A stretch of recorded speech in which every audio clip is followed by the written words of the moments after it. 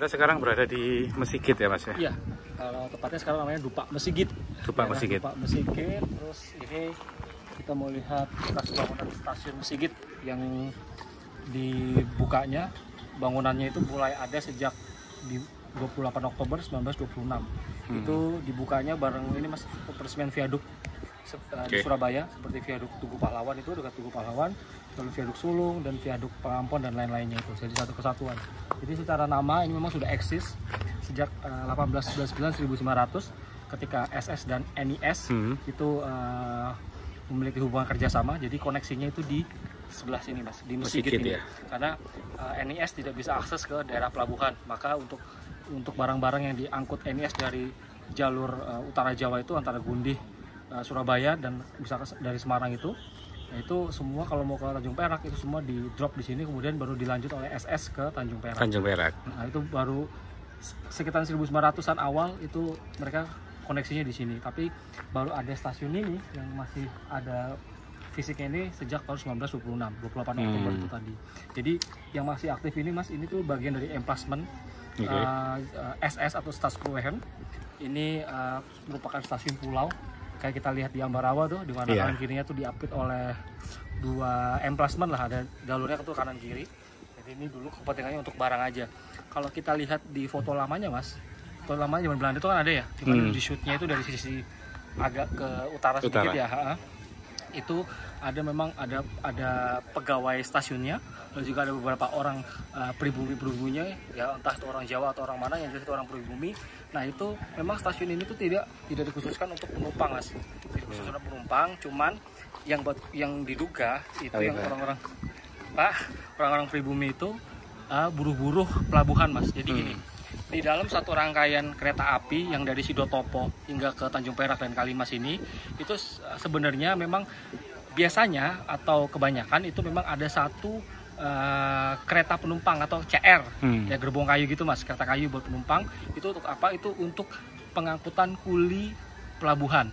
Nah, jadi keretanya nanti turun di Kalimas kan banyak barangnya Mas. Nah, nanti kuli-kuli ini atau buruhnya ini yang mereka ngangkatin barang-barang tersebut.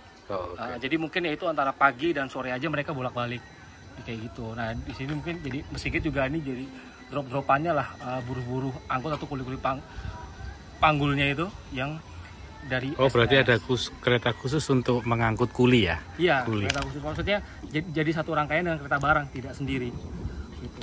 Ini stasiunnya nggak tahu sejak kapan udah matinya Mas, karena kemudian kita tahu ya sejak pasca kemerdekaan baru ada jalur sambungan kan, dari viaduk itu disempilin dikit segitiga Mesigit ke arah ke Pasar Turi kan. Jadi karena sebelumnya kan mereka nggak benar-benar tersambung itu Mas, nggak ada sambungannya kan ke Pasar Turi. Jadi disinilah antara NIS jalur utara Jawa dan SS punya jalur selatan Jawa itu bertemunya di sini hanya untuk kepentingan barang yang akan nanti ujungnya itu kan di ada ketemunya di Tanjung Perak sana. Jadi kayak dulu pernah kita singgung bahas bareng Mas masalah minyak.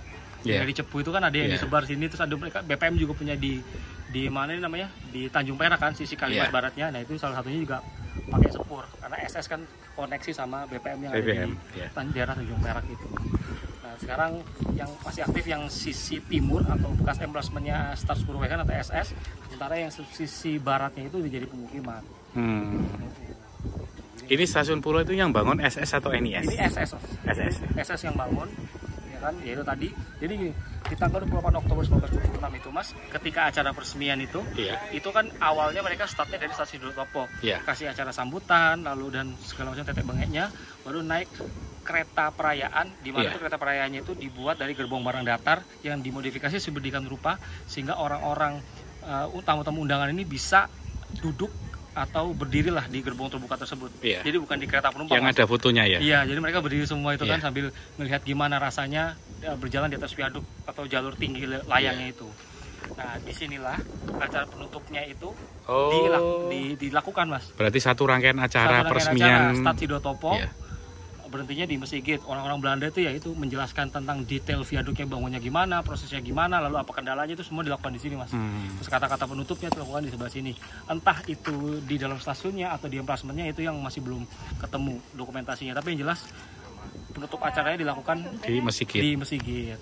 Nah, jadi ini tanggal 28 Oktober, sekali lagi tanggal 28 Oktober tahun 1996 bangunan ini mulai ada. Tapi secara eksistensi Mesigit sudah ada tahun 1900. Oke.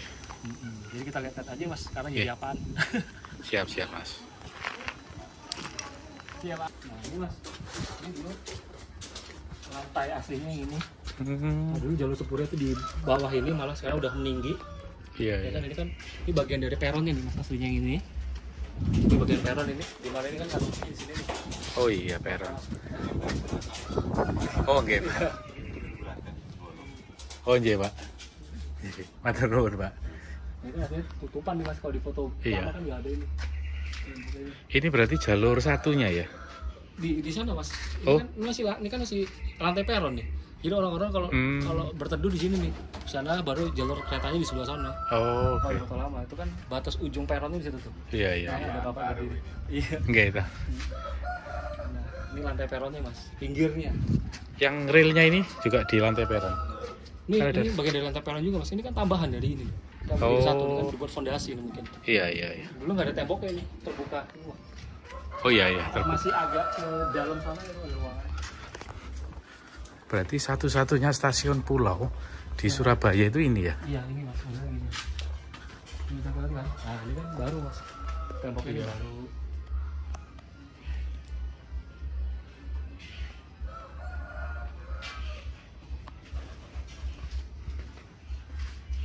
Nah ini sisi yang sini nih bekas emplasementnya NIS.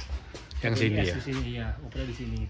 Nah nanti memang kalau ke utara lagi, jalur dari emplasement barat dan timur itu bisa ada jadi Nyatu, ada weselnya nyatu. Iya, tapi NIS sudah stop sampai sini aja. Nanti gerbongnya kalau mau diseret sama SS ke utara, lo punya SS yang narik. Kita lihat lagi.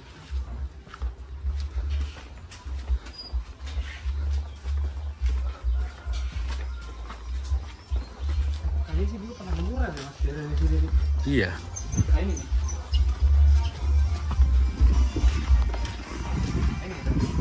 Bekas realnya ya Mas ya? Di atas.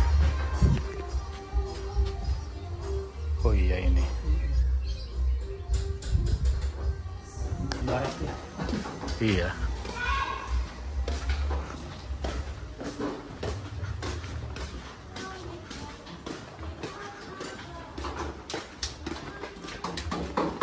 Iya Pak. Wait, Pak.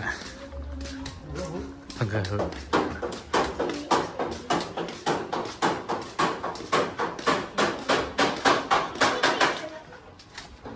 Ujung selatan ini.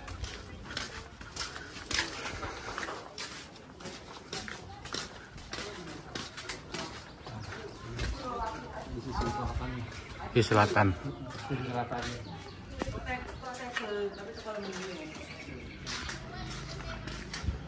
Pak, sini Pak, mulai bangunan lama. Oh iya. Izin, Pak. Sejarah itu Pak.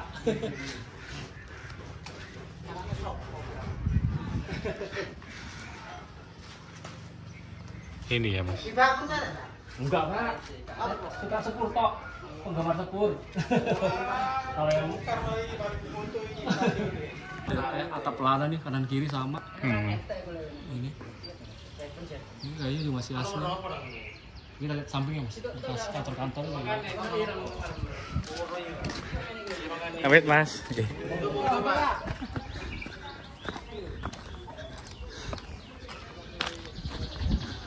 Wah, panjang ya stasiunnya Mas ya? Ya, berapa 100 meter ya paling. Jadi kan dulu tuh kan agak kebuka sedikit yang masih ujung. Iya. Kata kayak sini baru bangunan kantor.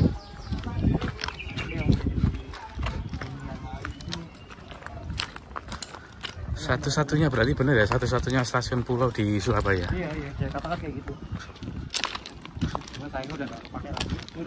Ya kalau dibandingkan sama stasiun-stasiun yang ada di Surabaya ini kan bisa dikatakan paling muda Mas. Ya kalau ini kalau Oh iya, kolonial 1926, 1926. kalau ngomong masa kolonial ya Mas ya, karena kemudian kan ada Wonokromo yang kemudian dimodifikasi di akhir 40-an atau masa kemerdekaan kan untuk era agresi itu. Bangunan kantornya ini udah dipetak-petak lah jadi hunian, terus kayak beberapa waktu lalu kita kayaknya beberapa tahun lalu ya Mas ya kita pernah kesini. Iya. Katanya menghuni juga ada dari keluarga pensiunan PJKA kan waktu itu ya. Iya. Iya, stasiunnya sederhana aja, nggak terlalu ini. Tapi di foto dokumentasi KITLV itu nggak ada ya mas? KTLV ada. Mesigit? ada. Iya, Mesigit ya? Mesigit ini kan diambil dari bahasa orang-orang dulu bilangnya masjid kan mesigit kan. Iya. Bahkan di Kalimantan juga orang bilang masjid kan mesigit. Mesigit. Emang Jawa kayak langgar. Iya. Nah, ini mas, ini dokumentasinya.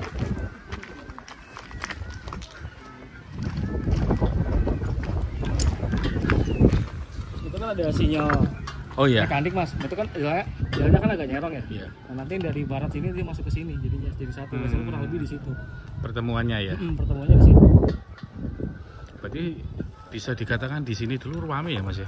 Ya ramai mas, tapi untuk barang aja kan, untuk barang aja.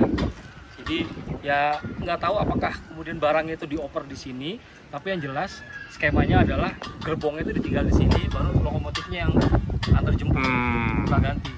Jadi kalau kita bahas lokonya mas, sebenarnya kalau dari lokomotifnya SS itu bukan pertama kali ya, maksudnya untuk pengadaan khusus pengangkutan barang di Tanjung Perak itu pakainya D14 mas. Oh iya iya. D14 atau dulu namanya SS 1400. SS 1400 ini dibeli itu sebanyak 22 atau 24, aku lupa persisnya, tapi yang jelas dibagi dua antara Batavia sama Surabaya aja. Nah kalau Batavia ini kan dibagi beberapa titik mas, entah itu di Batavia, tapi katanya ada yang bilang itu di Cipinang, atau ada yang bilang itu di Tanjung Priok, antara dua itu dibagi lagi. Nah kalau di Surabaya itu ya lingkupnya hanya di sini aja, di daerah utara.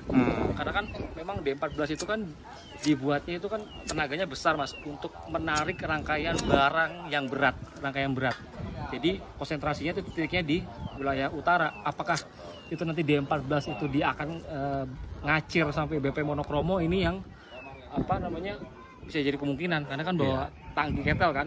Karena kalau tangki ketel kalau pembagiannya itu kan ada di Pasar Turi, ada yang di Benteng Bandaran, Depo Bandaran, ada di Wonokromo. Itu pecahnya di situ ada 3. Tapi kalau berdasarkan itu bisa jadi D14 ini bisa sampai ke Wonokromo. Jadi mulai kan D14 kan ini lebih banyak dipakai di jalur pegunungan setelah tahun 1930-an pertengahan hingga akhir lah, itu kemudian dimodifikasi untuk jalur pegunungan. Antara Bogor ke Bandung, karena di SS di jalur utaranya antara Karawang Cikampek Karawang itu kan dulu rentan banjir tuh mas. Kena kali Cisadane, Citarum, aduh lupa lagi nama kalinya tuh. Ya, pokoknya daerah situ lah itu. Citarum kayaknya. Ya, apa Cisadane ya? Citarum kayaknya. Cisadane itu Tangerang. Oh iya, pokoknya daerah situ lah mas. Itu kan ada beberapa sungai yang besar-besar tuh. Itu kan kalau hujan besar kayak musim hujan ini kan rawan banjir gitu. Terus pernah kejadian juga akhirnya banjir di situ, jalurnya putus, akhirnya jalur antara Bogor ke Bandung itu jadi alternatif lah. Karena kan dari Jakarta ke Bogor, dari Bogor ke Sukabumi. Bandung, ke Sukabumi itu ke Bandung tuh jadi jalur puternya. Ibaratnya kayak kemarin KAI sempat pusing juga tuh muterin beberapa keretanya, nggak tahu jadwal ulang karena di daerah gubuk banjir kan, ini terpaksa diputar ke selatan. Nah itu kejadian juga kayak begitu. Terus kalau balik lagi ke masalah Surabaya, sebenarnya kalau Surabaya mas ya, ini secara umumnya Von Faber, penulis buku New Surabaya dan Old Surabaya, itu di bukunya New Surabaya khususnya itu ditulis oleh dia itu bahwa kota Surabaya ini pembangunannya dan kemajuannya, modernisasinya itu tidak lepas dari pembangunan pelabuhan Tanjung Perak dan juga perkeretaapiannya, pembangunan proyek perkereta api. Kita bisa lihat juga mas, estetika kota di tengah kota itu kan bagus banget, ada viaduk kan. Kita nggak bisa lihat itu di Jakarta di era yang sama dengan ada viaduk di masa tahun 1920-an itu kan. Jadi kompleks banget. Jadi Tanjung Perak itu pelabuhannya itu juga terkoneksi juga atau nyambung juga dengan pembangunan jalur kereta api.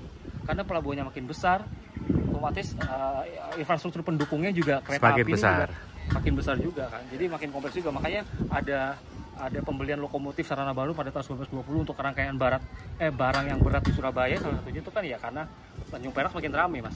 Kalau dulu itu nggak ramai kan ya paling lokomotif yang kecil aja kan, dipakai kayak C11 atau yang sepantaran yang setua-tua itu.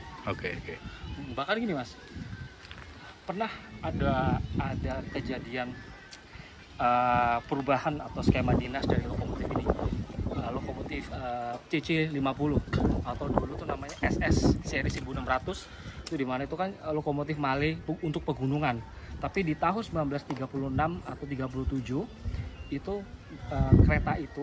lokomotif itu ditugaskan hanya untuk rangkaian barang yang dari Madiun dan Kertosono itu sampai ke Menuju Surabaya. ke Surabaya. Itu bahkan itu dia bisa mencapai pelabuhan Tanjung Perak, Mas. Di buku yang jenengan yang Krokodilanstad ya. Itu ada foto kereta barang lewat viaduk Tugu Pahlawan. Yeah. Itu diambil dari Gedung Gubernuran. Itu lokomotifnya CC50. Jadi sumber ini CC50 itu mulai dioperasikan itu ada di buku Instruksi ya, Java and Sumatera ya. Yang ditulis oleh JJ Ugema. Di mana itu sumbernya juga itu ambil dari majalah Sport and Tramwagen di akhir tahun 1930-an. Itu jadi antara sumber literaturnya dengan fotonya itu cocok gitu, ya. Matching ya. Jadi Surabaya itu banyak banget, Mas, perubahan-perubahan yang terjadi, dinamikanya itu kereta apinya juga banyak banget terjadi ya, pengaruhnya karena kotanya ini gede banget. Bahkan ya nggak cuman barang perkebunan, industri juga di sini semua kan. Jadi sejak namanya Dendels bikin pabrik mesin, artileri itu bengkel konstruksi artileri Winkel. Lalu juga ada konstruksi Winkel, kemudian dari situ memicu lagi adanya Nederland Industri atau PT BBI, lalu di awal abad 20 itu ada Brad, terus ada Duklo Embroms, bahkan mereka buka cabang di Hindia Belanda dengan bikin pabriknya paling besar di Hindia Belanda kan di Surabaya kan, dengan dia mencaplok 3 atau 2 pabrik lah, dimana satunya ini kan hasil leburan juga kan. Itu jadi makin ramai, Mas. Baru nyungsepnya itu atau downfallnya ini di era kejatuhan itu kan di era krisis Malaysia tahun 1929 sampai 30-an pertengahan itu kan ya. Nah, jadi itu juga yang bikin memicu, Mas. Itu nggak hanya barangnya sedikit, tapi pekerjanya juga banyak yang akhirnya tuh lari dari Surabaya, Mas. Karena gini, urusan kereta api tuh, Mas, ambil buruhnya itu bukan kayak kita terima pegawai habis itu dikontrak 5 tahun terus jadi pegawai tetap, itu nggak kayak gitu modelnya. Jadi orang-orang Jawa pada saat itu atau pribumi khususnya itu diambil sebagai pekerja lepas, Mas. Orang-orang pribumi dulu itu di desa itu punya lahan tapi mereka tidak garap itu, tapi itu disewakan. Terus kemudian mereka itu pindah ke kota untuk cari pekerjaan seperti inilah tambahan gitu. Itu kan lebih menguntungkan, Mas. Tapi ketika krisis Malaysia itu, ketika mereka pekerjaan tidak ada, mereka kemudian putusin balik desa untuk nggarap sawah, lahannya sendiri atau sawahnya sendiri. Jadi itu banyak banget, Mas, itu pengaruhnya. Jadi sisi ekonomi, lalu juga pembangunan transportasi itu banyak yang terhambat kan ketika krisis Malaysia. Ya itulah era-eranya downfall Surabaya pada saat itu. Walaupun pada masa mungkin sebelum krisis Malaysia itu, mungkin setelah Perang Dunia I sampai krisis Malaysia itu, kemudian ada tuh Surabaya pernah lebih maju dari Batavia ya, tapi setelah itu kan dia tidak, Surabaya kan jadi dianggapnya hanya jadi kota kedua kan, terpenting dan terbesar di Indonesia kan sampai saat ini ya. Karena itu nggak lepas lagi dari pelabuhan Tanjung Perak itu. Sekarang Jawa Timur yang paling gede kan Tanjung Perak, Pak. Walaupun si Dendels ini bikin dari Kaisar Panarukan kan, tapi kan ya Panarukan tidak lebih besar nyatanya. Setelah ada jalur itu tidak begitu pentingnya dibanding Tanjung Perak. Bahkan karena Tanjung Perak itu kan kalau dibahas lagi, Tanjung Perak itu kan lebih mudah kan daripada Panarukan. Jadi di zaman Belanda itu sebenarnya kalau kita ngomong lagi, Mas, kapal-kapal ini singgahnya itu memang di Surabaya, Mas, bukan di Panarukan, karena di sini ada gudang batu baranya, Mas. Jadi mereka tuh singgah di sini juga muat batu bara. Entah itu kapal dari Australia atau dari mana-mana, itu pasti akan singgah di Surabaya. Walaupun Tanjung Peraknya belum ada, tapi seenggaknya mereka singgah buat ngisi bahan bakar. Oke, Mas. Jadi kayak gitu sih, Mas. Ini terlalu kompleks kalau di kita jabarin. Jadi terus susah juga kalau di YouTube nih harus tampilin gambar-gambar mana yang relevan kan. Siap, Mas. Jadi kayaknya segitu aja. Terima kasih, Mas, atas penjelasannya.